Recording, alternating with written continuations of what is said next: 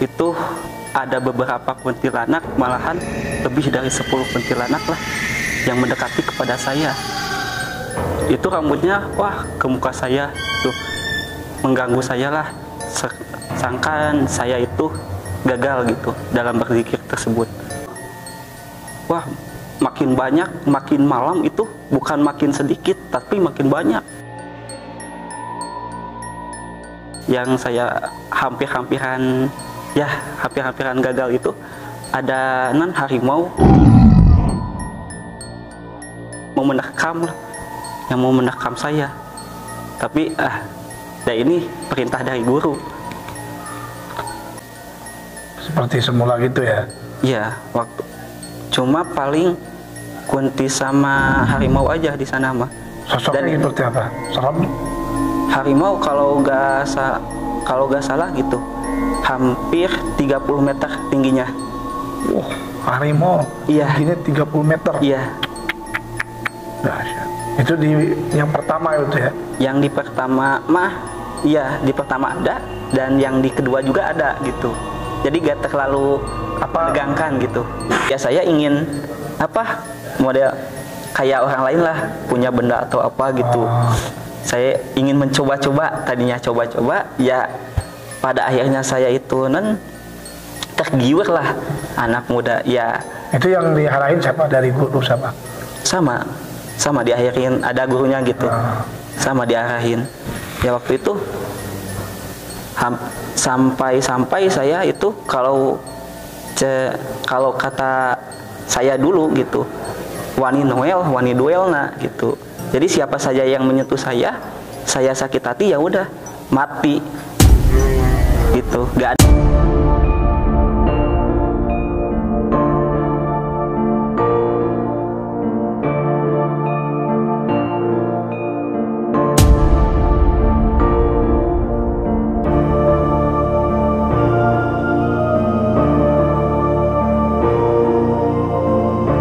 Assalamualaikum warahmatullahi wabarakatuh. Alhamdulillah, kembali lagi channelnya Habib Qasim Jabar Sedap. Alhamdulillah, sekarang saat ini Habib sedang bersama yaitu para sumber saudara Abdul Karim yang akan menceritakan kisah nyata, yang mana kisah nyata ini menjadi pelajaran dan hikmah untuk para penonton yang mendengar dan yang melihat. Bagaimana kisahnya? Maka kisah ini akan bisa terjadi pada siapa aja, termasuk Anda. Assalamualaikum warahmatullahi wabarakatuh. Assalamualaikum. Waalaikumsalam warahmatullahi wabarakatuh. Dengan siapa namanya nih? Abdul Karim. Abdul Karim. Alhamdulillah teman-teman, kita saat ini mau mendengarkan cerita nyata untuk daripada pengalaman Abdul Karim. Yang mau diceritakan cerita apa, Abdul Karim? Cerita waktu disuruh berzikir di Eyang Suja'i. Dari awal sampai akhir ya? Bagaimana cerita ini? Maka dengarkan kisah nyata ini. Pertama-tama saya disuruh kholwat tuh di Eyang Suja'i. Waktu pertama kholwat gak ada apa-apa sih, tapi setelah setengah jam kemudian itu ada beberapa kuntilanak, malahan lebih dari 10 kuntilanak lah yang mendekati kepada saya. Itu rambutnya wah ke muka saya tuh, mengganggu saya lah, sangkaan saya itu gagal gitu dalam berzikir tersebut. Tapi saya mencoba untuk bertahan. Saya kira udah aja gitu, kan cuma kuntilanak aja. Tapi selang beberapa menit, beberapa jam kemudian banyak genderuwo, tuyul atau apalah, banyak gitu. Di makam itu? Iya, di makam itu banyak sekali. Makam siapa itu? Makam Eyang Suja'i. Di sana banyak sekali. Waktu emang namanya sifat manusia, saya adalah rasa takut atau apa. Tapi ini perintah dari guru saya. saya harus berhasil gitu. Yang disuruh orang guru itu apa yang mesti disuruhnya apa? Suruh apa gitu maksudnya? Ya disuruh mah cuman berzikir. Berapa hari kira-kira? Sehari penuh dari maghrib sampai menjelang duha. Tuh. Setelah itu? Ya, setelah itu, wah makin banyak, makin malam itu bukan makin sedikit, tapi makin banyak. Yang saya hampir-hampiran gagal itu ada harimau mau menerkam lah, yang mau menerkam saya. Tapi ini perintah dari guru. Setelah menerkam, tapi cuma dekat doang gitu. Tapi dia udah gak ada lagi. Dan pada akhirnya itu dari makam itu membelah dan muncullah cahaya. Waktu itu cahayanya kecil, makin besar dan membentuklah sewujud manusia gitu. Saya gak berani melihat wajahnya gitu karena kilau dengan cahayanya. Dan dia itu berkata, Anda harus melanjutkan mengaji kepada yang Anda gurui sekarang. Ya, kalau ini mah Anda harus terus mengaji sama cucu saya. Janganlah Anda putus mengaji. Kalau Anda ingin bagja gitu, di dunia, yang bagja ke akhirat. Ya mungkin ya dari sana udah saya sadar udah hampir-hampiran mau menjelang subuh itu ketemu. Posisinya itu dalam keadaan sadar apa dalam keadaan merem apa gimana ketika melihat sosok putih keluar dari kubur itu? Ya kalau dari kondisi saya memejamkan mata gitu. Nggak ngelihat itu nggak? Nggak, karena nggak berani melihat gitu. Waktu cuma melihatnya kakinya saja gitu, kaki sama badannya. Cuma tapi mata antum seakan-akan nyata gitu? Iya, seakan-akan nyata. Tapi wajahnya itu subhanallah penuh dengan cahaya. Di magom Abah yang di makam yang Sujai, cucu yang Jainal Alim Kungkurap. Nah, selain dari melihatnya banyak tantangan kan? Iya. Pocong, kuntilanak, sampai macan dan lain sebagainya. Itu dalam keadaan nyata apa bagaimana? Emang nggak rasa gitu. Nggak tertidur? Enggak, saya nggak tertidur. Malah sadar gitu. Dan posisi ketika waktu berzikir itu sendiri apa banyak orang? Sendiri, nggak ada siapa-siapa, cuma saya doang di makam itu. Pada waktu hari apa itu kejadian itu? Lupa lagi harinya mah. Setelah itu setelah menyampaikan untuk belajar lagi, apakah ada pesan lagi dari yang Abah Sujai itu? Ya cuma begitu teruskan mengaji, jangan sampai kamu putus. Jika kalau kamu putus, ya udah. Itu Anda akan kalau ininya masa depannya udahlah hancur ya. Hancur gitu.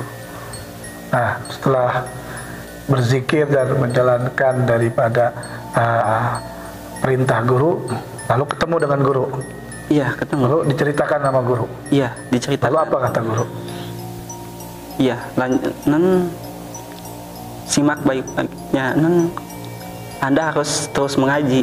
Itu kan amanat gitu. Baik. Nah, dari pengalaman ketika dalam berzikir, yang paling menegangkan itu apa? Sosok gaib itu yang menegangkan. Yang paling menegangkan itu ya selain macan, kuntilanak, genderuwo, gak terlalu yang paling menyeramkan ya itu aja waktu harimau mau menerkam. Tapi nggak jadi. Waktu kaget iya, tapi enggak gitu. Selama 1 hari, apakah ada disuruh oleh guru melanjutkan untuk berzikir lagi di Magon Eyang Sujai itu apa gimana?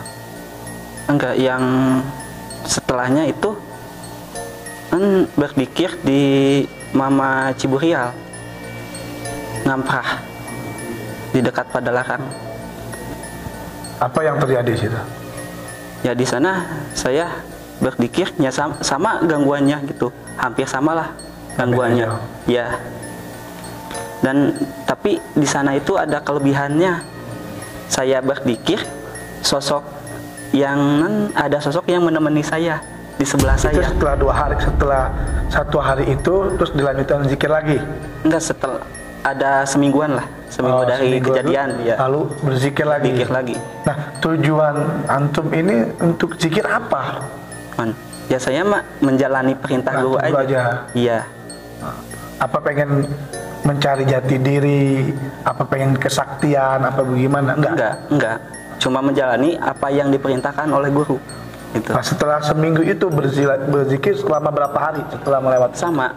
Sehari juga? Iya. Nah, ada yang lebih mencekram, lebih dahsyat lagi, tertemu sosok itu. Apa ditemuin di bawah gaib, apa gimana? Enggak. Terus yang paling menyeramkan ya di Eyang Sujai gitu. Waktu di sana mah nggak ada ini gitu. Emang sih mencengkram, tapi nggak terlalu mencengkram. Seperti semula gitu ya? Iya, cuma paling Kunti sama harimau aja di sana mah. Sosoknya seperti apa? Serem? Harimau kalau nggak salah gitu, hampir 30 meter tingginya. Harimau? Iya. Tingginya 30 meter? Iya. Dahsyat. Itu di yang pertama itu ya? Yang di pertama mah, iya di pertama ada, dan yang di kedua juga ada gitu. Jadi gak terlalu menegangkan gitu. Dalam wujud gaib macam itu apa langsung berupa asap, apa langsung nyata? Langsung nyata.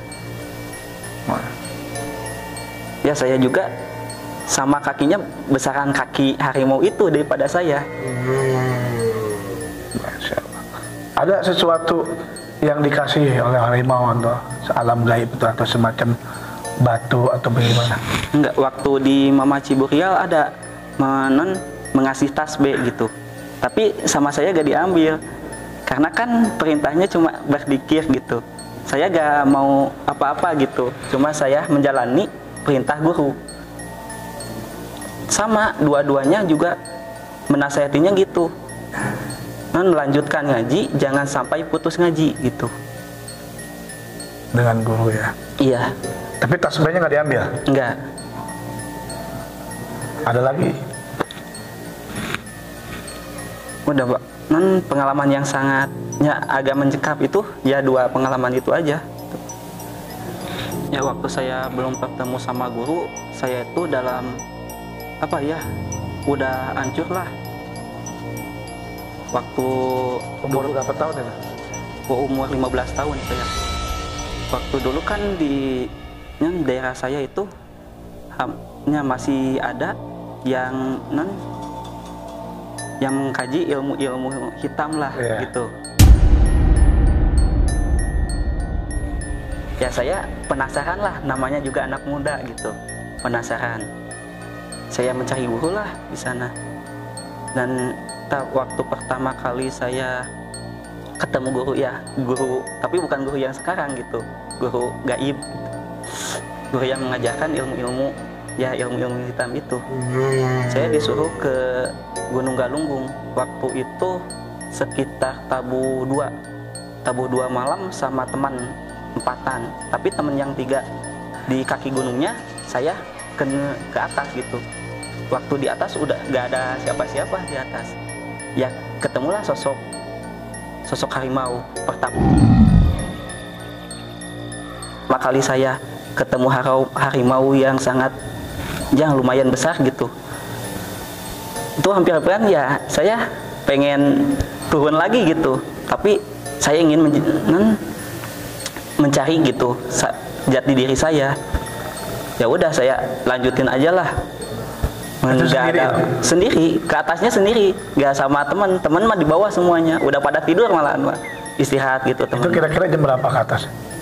Ya itu sekitar tabu setengah 2 setengah 3 alan nah ke atas. Ya di atas saya ketemulah sama sosok harimau tuh.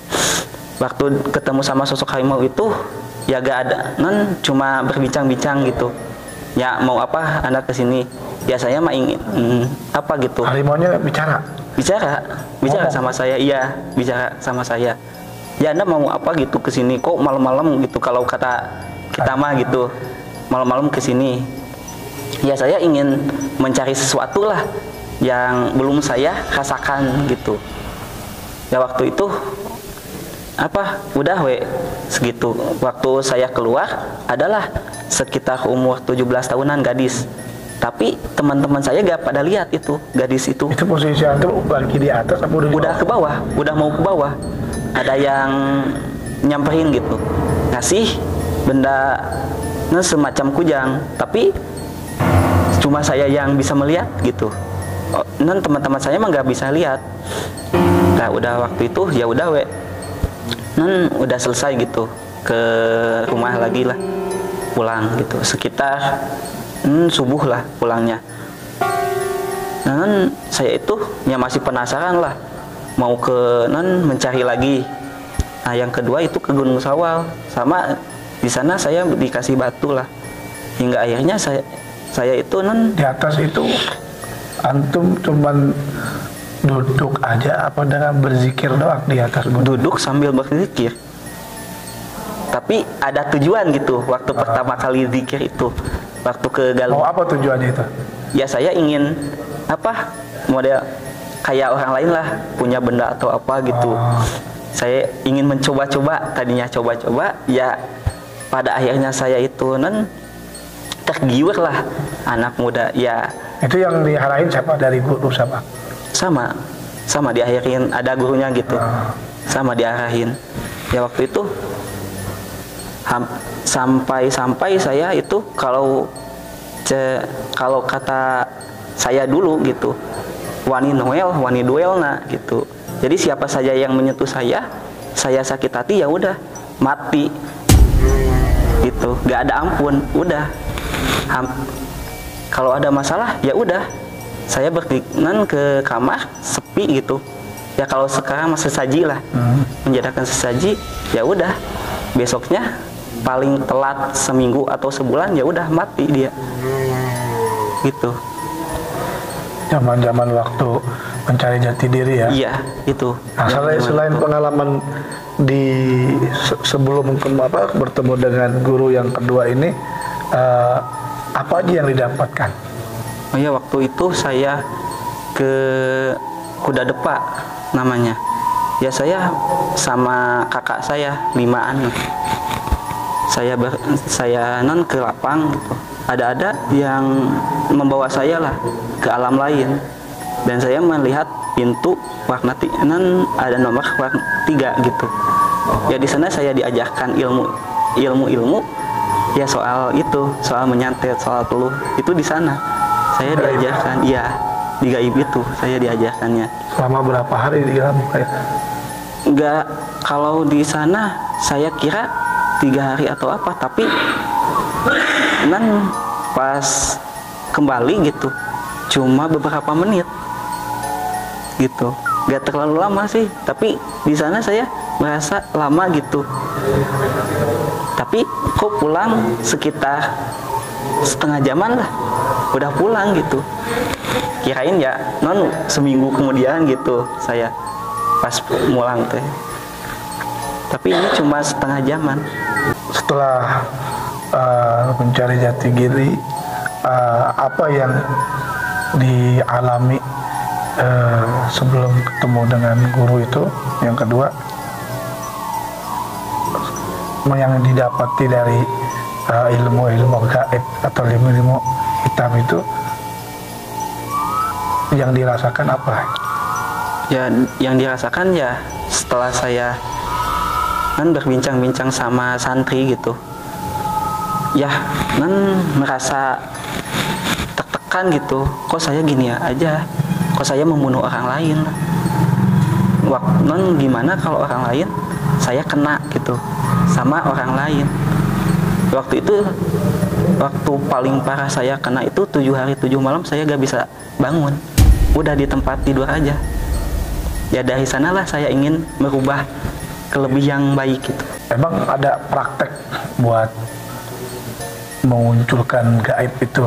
Seperti misalnya kalau mau bunuh orang tuh apa yang dibutuhkan?